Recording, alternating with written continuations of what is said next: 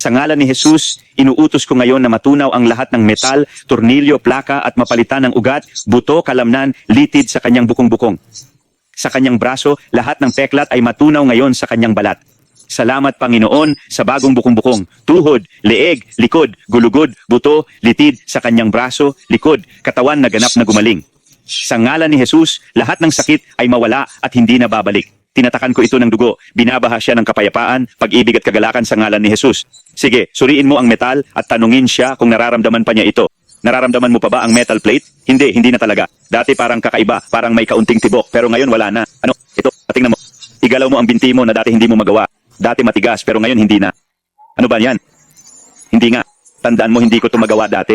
Wow, hoy, nakikita mo ba yan? Nakikita ko. Hoy. At tingnan mo, kaya kong gawin to ganito, parang pareho lang ang pakiramdam. Dati kasi, lagi akong nape-pressure dito.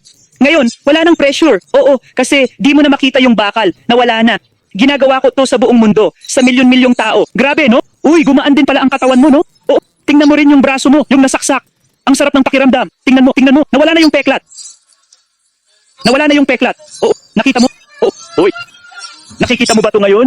Oo, hoy. Nawala ba talaga yung peklat? Nakita mo lang ba ito ngayon, pre? Ay, Diyos ko, para siyang, hoy, yan ang kapangyarihan ni Jesus. Ang tunay na kapangyarihan ni Jesus.